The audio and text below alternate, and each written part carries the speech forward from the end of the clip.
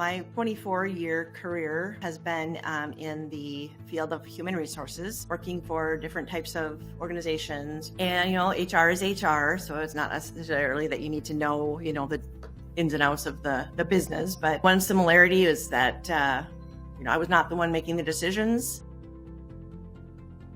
There were a couple of instances where my career was impacted by decisions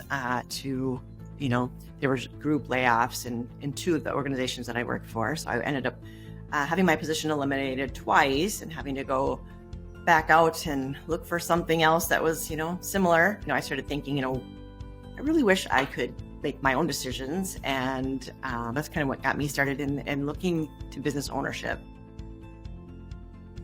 After I took the initial assessment that Liz provided, it showed that I wanted to do something meaningful within my community and to be able to help people. So I chose Senior Care Authority. It just spoke to me. I think that's just the best option based on, what I was looking for. And I'm really excited to be able to be helping families that are having struggles with their elderly family members. I'm starting to go through that myself. My parents are 86 years old. So I'm excited about working with families directly.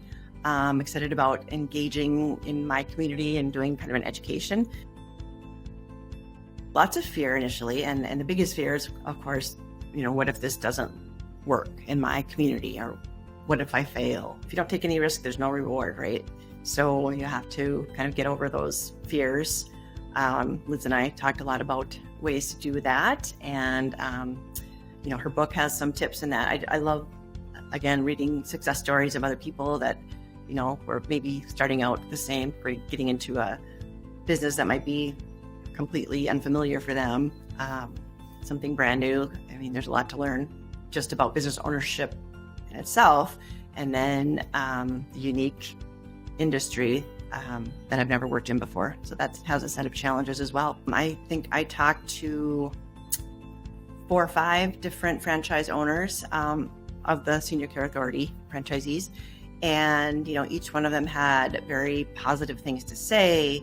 I think the biggest common denominator was I asked each one of them, do you have any regrets? Are you, you glad you made this move? And every single one of them said, yes, no regrets. They would do it all over again. They had great things to say about the franchise itself and about the community.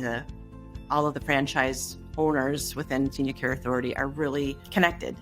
I've already been on a couple of calls where everybody's on, a Zoom call, and we can chat back and forth and hear from some of the experts and hear from Frank, who's the owner.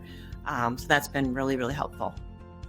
For at least a new person starting out in franchise ownership, it was, very, very valuable. Each module covered specific areas, and then the additional tools and the resources that you had available, like what questions to ask of the franchise owner, or what questions to ask of, the franchise itself. I would not have, known where to start with most of those things. So yeah, those were great resources.